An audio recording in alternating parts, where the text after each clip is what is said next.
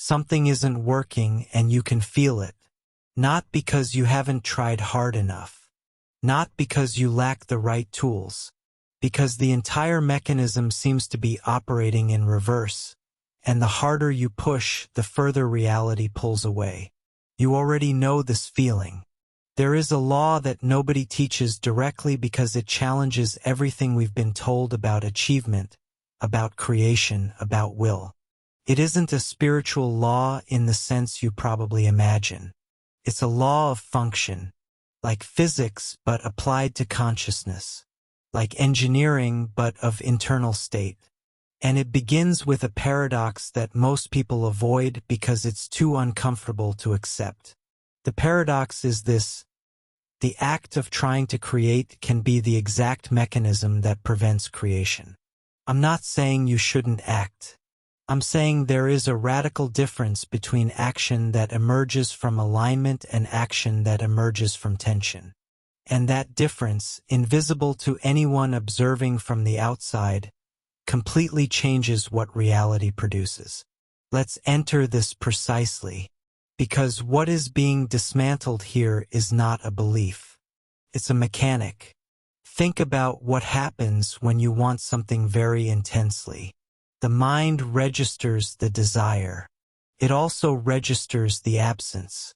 And the absence, that space between where you are and where you want to be, begins generating a field of tension. You feel it as urgency, as need, as an impulse that cannot stay still. And then you act from that field. You plan from urgency. You visualize from lack. You try to manifest from an internal state that is fundamentally registering shortage. And here is the problem that nobody points to with enough precision. Reality does not respond to the content of your thought. It responds to the state from which you are thinking. That changes everything. Because you can think the right thoughts, say the right affirmations, follow the right steps. And still the internal field from which you are operating is transmitting lack, tension, urgency. And that is what the system processes. Not what you want. What you are while you want it. There is a distinction that needs to be made here between two types of action that, externally, appear identical. The first type, action born from incompleteness. You act because without that thing something feels wrong. Because without it you aren't sufficient. Because without it, life cannot be what it should be. This action carries within it an invisible signal, a state marker that says, I am in deficit. And that marker accompanies everything you do. It accompanies your decisions, your conversations, your creations. It's like trying to paint a canvas with a trembling hand. The intention is good. The technique may be impeccable, but the tremor appears in the result. The second type, action born from neutrality. You act because it makes sense to act. Not because something is missing, but because something is unfolding. The action carries no existential urgency, proves nothing about you. It is simply the natural expression of an internal state that is no longer in conflict with what exists. The difference between these two types of action is not in the quantity of effort.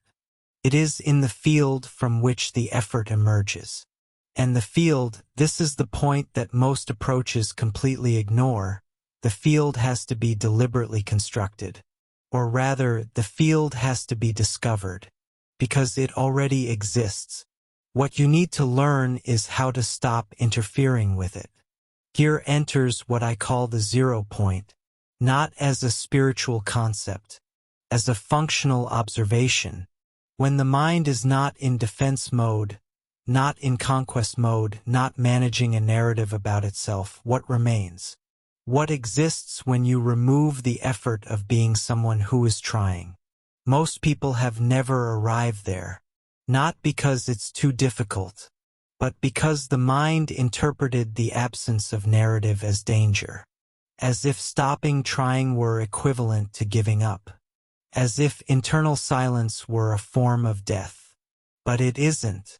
The 0 point, the neutral field where the identity that forces temporarily recedes, is not a state of passivity. It is a state of maximum receptivity. It is the state where perception functions without interference, where reality's response can be processed without the noise of urgency distorting the signal. Think about how a precision measurement instrument works. If you place an instrument that measures microscopic variations in an environment with constant vibration, it registers everything, including the noise. The result is imprecise not because the instrument is flawed, but because the environment is interfering. You don't fix this by making the instrument more powerful. You eliminate the vibration from the environment. A mind functioning from urgency is exactly that, a precision instrument operating within a field of constant interference. And the solution is not to think harder, to want more, to visualize with greater intensity. The solution is to reduce the noise. Milena was 34 years old and had a list. Not a written list. An internal one, the kind of list the mind maintains without asking, that appears automatically when you wake up, that accompanies each decision like an invisible auditor. The project that never got off the ground. The relationship that never resolved. The money that never seemed enough. She knew exactly what she wanted. She had clarity about her objectives. She had taken courses, read books, tried various techniques. And still there was something, a residual tension that wouldn't yield. One afternoon she was sitting on the edge of her bed, for no particular reason, with her hands open on her knees. She wasn't meditating. She wasn't trying anything. She was simply still. The room was quiet. There was light coming through the window, that late afternoon light that doesn't illuminate with force, just slowly dissolves the shadows. And in that moment, without intention, without technique, she realized she wasn't trying to be anything. She wasn't trying to be successful. She wasn't trying to be enough. She wasn't trying to manifest. She was simply present in a room with late afternoon light and open hands on her knees. And that lasted perhaps 2 minutes. But something in those 2 minutes reorganized an internal structure that years of effort had not been able to touch. She couldn't explain it afterwards. She said only that she stopped feeling like she owed something to life. What Milena touched, without name, without method, was the neutral field. And what happened after was not magic. It was coherence. The decisions she made in the following weeks had a different quality. They were no longer decisions made to prove something. They were decisions made from a place that was no longer in debt to the future. There is a specific mechanic that operates when the identity that forces is active. You can map it if you pay attention. When that identity is operating, the mind is constantly processing two realities simultaneously. The reality that exists now and the reality that should exist. And the space between these two realities is where tension lives. It is where urgency is born. It is what feeds the cycle of attempt, frustration, new attempt. But there is something more subtle happening here that usually escapes notice. When you are operating from that state of debt to the future, when your identity is built around, I don't have it yet, I'm not there yet, it hasn't arrived, you are creating a permanent anchoring in deficit. Every action you take from that state confirms the state. Every result you seek from that starting point carries the signature of that starting point. It is a recursion, a loop, and the cruelty of this loop is that it feeds on the very effort to exit it. The harder you try to force your way out, the more you reinforce the structure that creates the problem. It's like quicksand. The intuitive response is to struggle, and struggling is exactly what makes you sink faster. The exit is not in trying harder, not in trying differently. It is in a precise understanding of what is happening at the level of state, and in learning to interrupt the cycle not by force but by observation. Observation is a word that appears frequently in contexts that use it imprecisely. I want to be specific about what it means here. Observing the internal state is not the same as analyzing it, not the same as judging it, not the same as trying to transform it. Observing is simply noticing what is happening without adding narrative about what is happening. And this distinction between noticing and narrating is where the change of state begins to become possible. When you notice tension in the body without immediately creating a story about why the tension exists and what it means about you and about your life and about what you need to do to resolve it, the tension begins to lose energy. Not because you did something, but because you stopped feeding it with narrative attention. The mind that is not narrating is a mind that is present. And a present mind is not divided between what is and what should be. It is whole at a single temporal point. Now, this is not Buddhist concept, not Eastern philosophy adapted for the West. It is basic neurophysiology. A nervous system that is not in a state of threat processes information in a completely different way from one that is. The quality of perception changes. The quality of decisions changes. The quality of the connections you make with people, with opportunities, with possibilities, changes fundamentally. Now I need to go deeper in a direction that most approaches to this subject avoid because it is technically more demanding. The problem is not only the internal state. The problem is the identity that organizes the internal state. You don't just have thoughts about what you want. You have an identity built around a specific relationship with wanting. And that identity, that set of operational beliefs about who you are, how the world works, what you deserve, what is possible for someone like you, that identity is the operating system on top of which all your states run. You can learn relaxation techniques. You can practice meditation. You can apply the best nervous system regulation tools. But if the base identity is still organized around the narrative of insufficiency, those techniques operate on top of a system that neutralizes them. It's like installing new software on corrupted hardware. The software may be excellent, but the system beneath will keep interfering. So the question that really matters is not, how do I access the neutral field? The question is, what is the identity that is preventing me from remaining in it?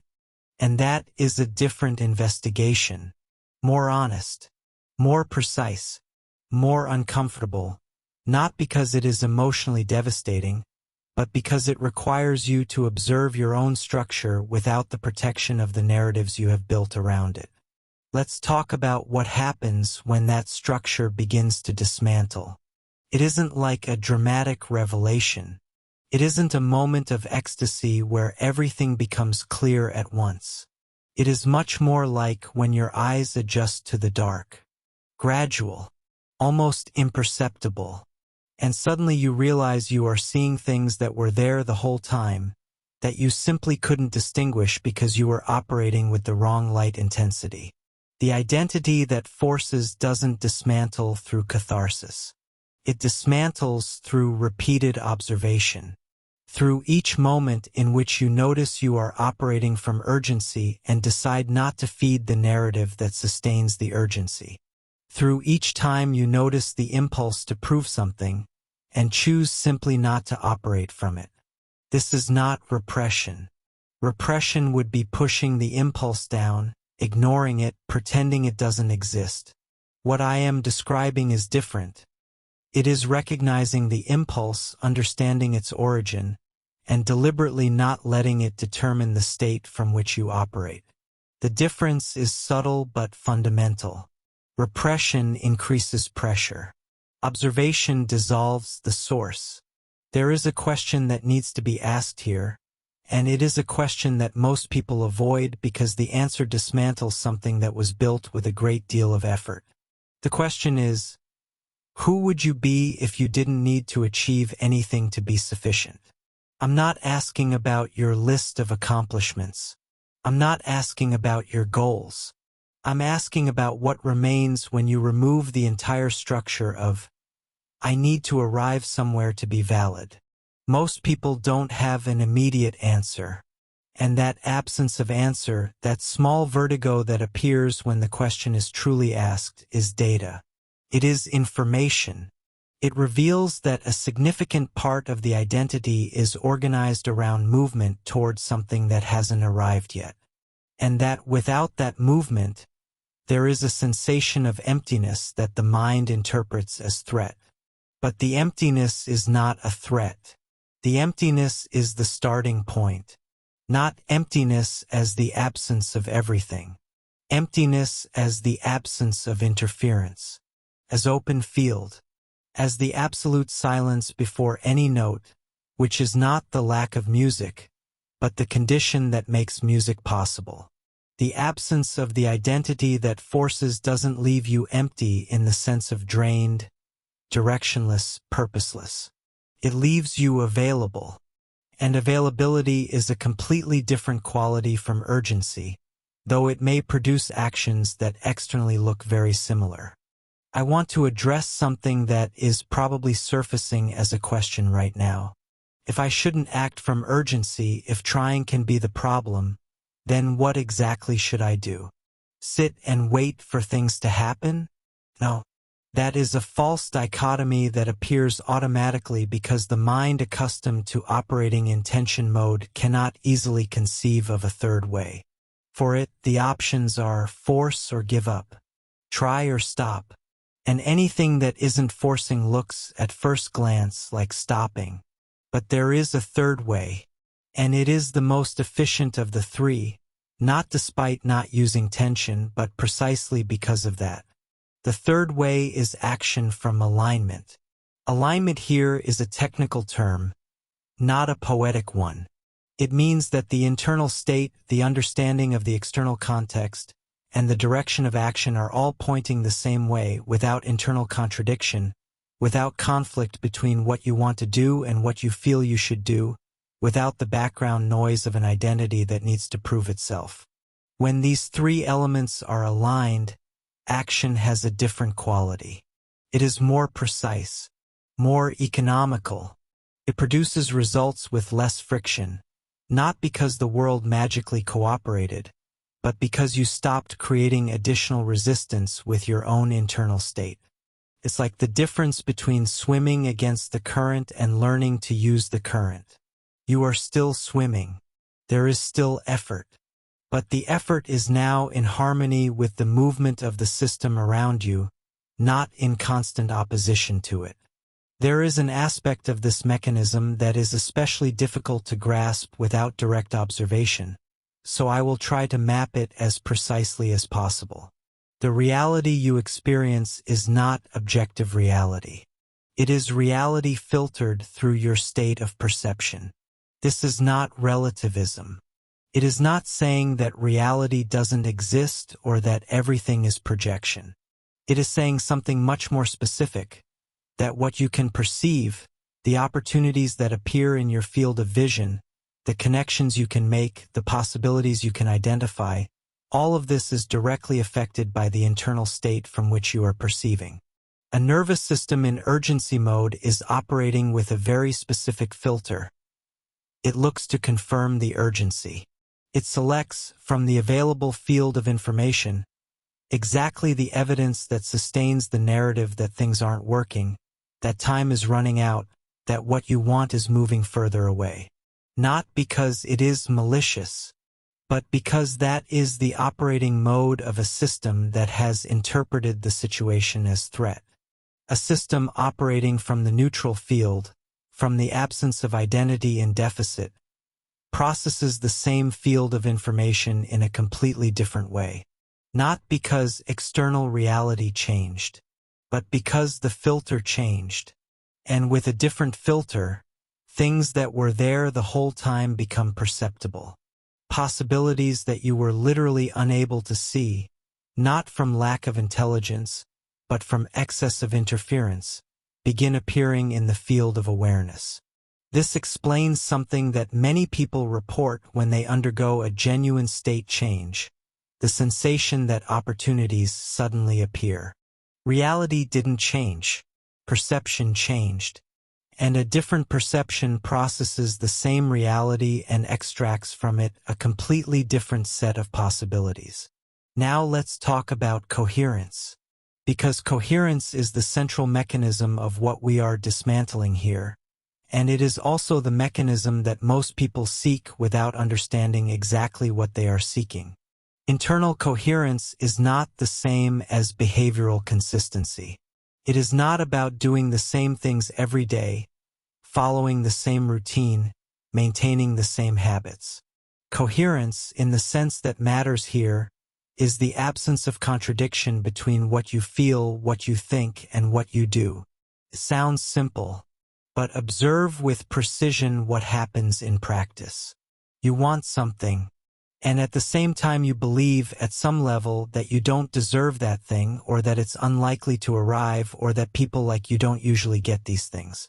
You think the right thoughts about what you want, the affirmations, the visualizations, the declared objectives. And at the same time, at a deeper level, the system is processing the contrary belief. That is a state of incoherence. And an incoherent system cannot produce coherent results.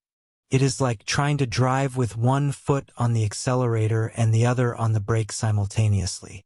You move forward, but with enormous friction, with far more fuel than would be necessary, and with a wear on the system that accumulates over time. The coherence that produces real change is not built by adding more positive thoughts on top of the negative ones. It is built by identifying and dissolving the operational beliefs that are contradicting what you consciously desire. And that process of identification and dissolution does not happen by force. It happens through the same quality we have been discussing: observation without additional narrative. Presence with what is, without the urgency of immediately transforming it into something else. There is a phenomenon that occurs repeatedly with people who are in cycles of attempt, frustration, new attempt, and that is rarely named with enough precision. Each cycle of attempt and frustration does not merely fail to resolve the problem, it adds a layer to the problem. Because each attempt that doesn't produce the expected result confirms, at some level, the belief that the result won't come. And that confirmation, that accumulation of evidence that it doesn't work for me, keeps building a structure of expectation that becomes increasingly difficult to dissolve. This is not fatalism. It is not giving up on believing things can change. It is perceiving that there is a system of expectations operating below the level of conscious thought, and that this system is determining the field from which you create. The question then is not, how do I create more? But, how do I identify and reorient the expectation system operating as my base filter? And the answer begins with an honest observation. What do you genuinely expect? Not what you expect consciously, not what you allow yourself to say aloud, not what you affirm in moments of optimism. What do you expect at the deepest level, at that level that speaks when you are tired, when the guard is down, when you are no longer trying to maintain the narrative that everything will work out? This observation is not meant to generate guilt. It is meant to generate data. Because without precise data about the real state of the system, any intervention is being made blind. Let's enter now into a dimension of this subject that is perhaps the most counterintuitive of all. The internal silence, the neutral field, the 0 point, the absence of identity that forces, is not a state you arrive at. It is a state you reveal. This distinction seems semantic but is structurally fundamental. If you are trying to arrive at silence, you are using the same urgency mechanic that creates the problem. You have an objective, the silence, and you are applying effort toward that objective. And that effort creates noise. The noise prevents the silence. so you increase the effort to overcome the noise. And the noise increases proportionally. Have you ever tried to stop thinking and found that the attempt to stop thinking generates more thoughts than before? That is the same mechanism. Silence is not created. It is what exists when the noise stops. And the noise stops not by force, but by lack of fuel.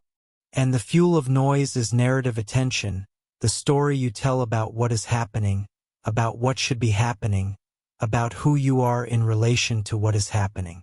So the technique, if it can even be called a technique, is not to create silence.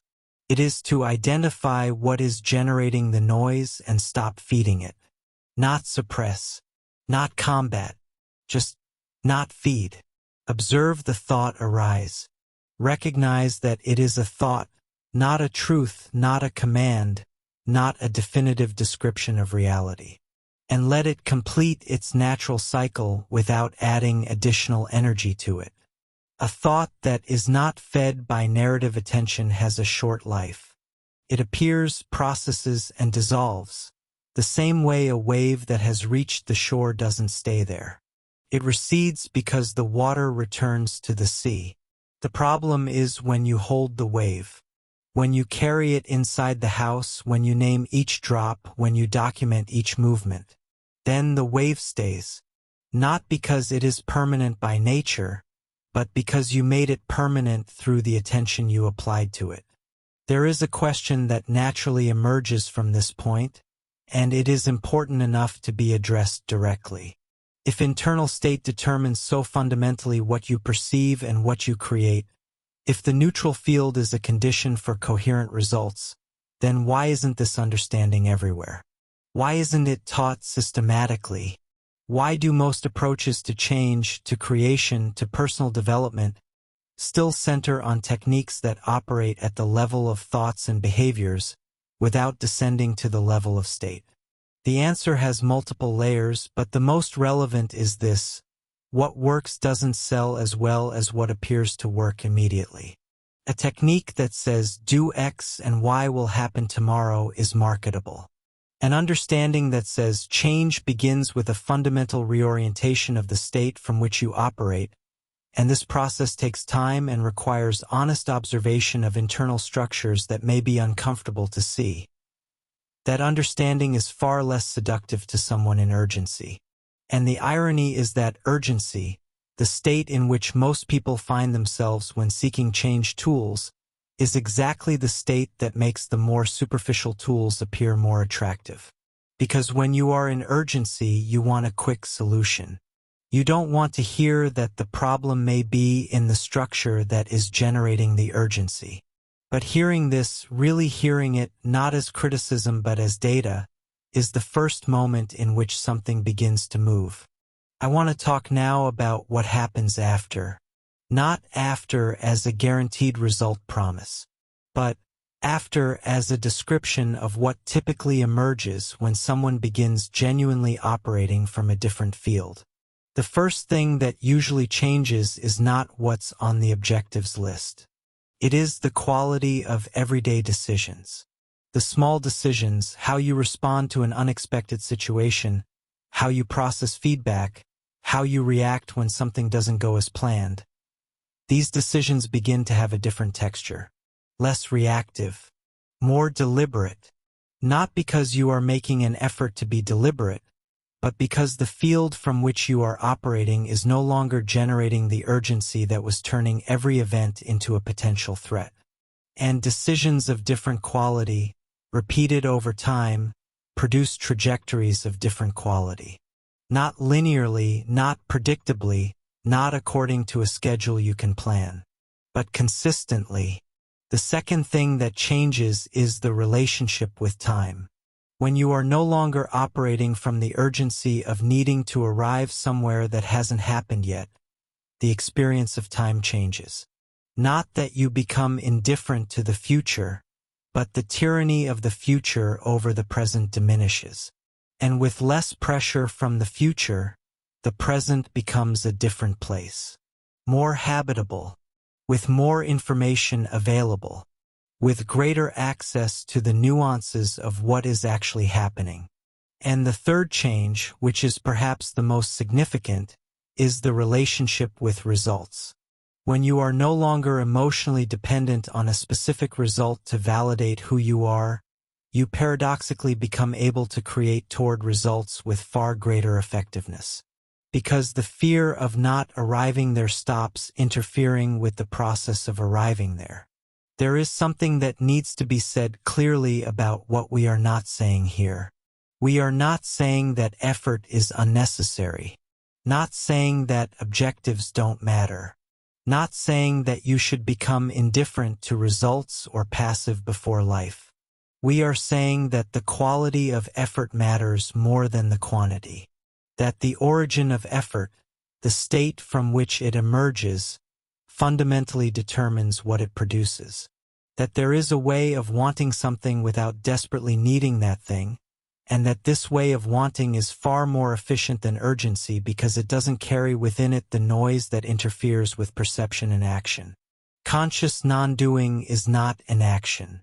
It is the quality of action that emerges when you remove from the equation the need to prove something through the action.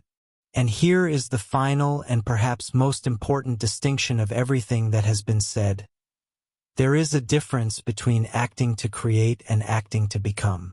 When you act to create, to bring into the world something you genuinely want to bring, the action has a clear direction, a clean quality, a natural alignment with what you are.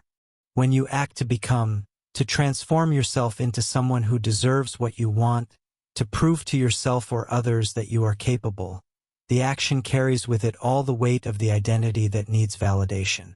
And that weight is what makes everything slower, harder, more exhausting than it needs to be. There is a pattern that appears with impressive consistency in people who are stuck in the cycle of constant attempt. They confuse intensity of desire with clarity of direction. The more intensely they want, the more they believe they are being clear about what they want. But intensity and clarity are different qualities. You can intensely desire something you cannot actually describe with precision. You can want abundance without having a functional image of what that means in your specific life, your specific circumstances, with your specific capacities and preferences. You can want success without having genuinely investigated what success would look like for someone who is fundamentally you. Not the version of success that was presented to you as a model, but the one that would emerge naturally from your own structure of values and capacities. And when you are chasing an image of something that isn't really yours, that was absorbed from external models without a process of internal verification, you can spend years moving toward a destination that, even if you arrive there, would not produce what you were seeking. This explains why some people who achieve what they sought are left profoundly disoriented afterward. Not because they are ungrateful or incapable of appreciation, but because the destination wasn't really theirs. The investigation that matters, then, is not only about the state from which you act. It is also about the authenticity of what you are pursuing. These two investigations, internal state and authenticity of objective, are inseparable. Because when the objective is truly yours, the action toward it has a different quality from the start. It doesn't require convincing yourself. It doesn't require the constant effort of keeping enthusiasm alive. It simply makes sense in a way that doesn't need to be repeatedly justified. I want to address what happens when you begin working seriously with this mechanism, because there is something that most approaches don't mention about the process of changing the base state. It has a phase that resembles deterioration. When you begin observing what is actually happening in your internal system, without the protection of narratives, without the cushioning of avoidance techniques, without the comfort of the stories you told yourself about why things are as they are, what initially appears may be more intense than before. Not because the situation worsened, but because you stopped not looking. It's like when your eyes adjust to the dark and you begin to distinguish shapes that were there the whole time. This can be surprising, sometimes uncomfortable. But it is information. And information, however uncomfortable, is the condition for real change. The resistance to this process, the temptation to return to techniques that create a sensation of doing something even when they produce no structural change, that resistance is predictable and is not weakness. It is the system trying to preserve its internal coherence, its familiarity with itself. Even when the familiar is painful, it is known. And the known has an advantage over the unknown. It doesn't frighten. But there is a point in this process which arrives differently for each person, which cannot be scheduled, where something yields. Not dramatically, with the same quality as the late afternoon light in Milena's room. A soft dissolution of something that was rigid. And after that point, the investigation continues, but with a different lightness. As if you had discovered that the weight you were carrying was unnecessary from the beginning. There is one final layer that needs to be named before closing this journey. Most people seeking change are seeking a permanent state of something. Permanent happiness. Permanent abundance. Permanent clarity. And there is an illusion embedded in that search. The idea that there exists a fixed point of arrival after which life functions without further investigation, without further adjustment, without further attention to internal state. That point doesn't exist. Not because change is impossible, change is profoundly possible. But because life is not static. Circumstances change. New challenges emerge. New patterns of tension appear in response to situations that didn't exist before. And the skill that truly matters is not arriving at a fixed state of permanent equilibrium. It is developing the capacity to return to the neutral field when you drift. Each time more quickly, each time with less drama, each time with greater familiarity with the mechanism. The objective is not to never get lost again. It is to know the way back so well that the act of getting lost stops being a crisis and becomes simply information. And that skill, that capacity to observe your own system, identify when it is operating from tension, and deliberately reorient the internal state, that is a skill that deepens with practice. It doesn't get easier in the sense of never again requiring attention. It becomes more familiar, more integrated, more available in the moments when it is most needed. The state of null emerged from the need to go beyond traditional manifestation techniques. It was created to help you understand and sustain that internal point of neutrality where effort disappears and reality begins to respond coherently. More than learning something new, it is a process of dismantling the identity that forces, allowing change to happen through alignment and not through tension. It is not mandatory. It is not for everyone. It is for those who arrived at this point of this journey and felt that there is something here worth investigating with greater depth, who want a process, not a quick technique, but a structured investigation of what has been mapped here. If this resonated, the link is in the pinned comment. Everything that has been said here can be reduced to a central observation. You do not create from what you want. You create from what you are while you want it. And what you are while you want it, the state, the field, the quality of presence with which you relate to your own desire, that is the real mechanism. That is what reality processes. That is what determines not only what you can perceive as possible, but what you can move into existence. Force is not the path. Coherence is, and coherence is not conquered. It is discovered. In the space between one thought and the next. In the moment you notice you were in urgency and choose not to continue from it. In the quiet gesture of Milena, with open hands on her knees, not trying to be anything. Reality does not respond to those who try the hardest. It responds to those who have learned to stop interfering with what is already moving. Leave your name in the comments, and a single word that describes what you felt while listening to this. Could be silence. Could be coherence. Could be weight. Could be lightness. The right word is yours.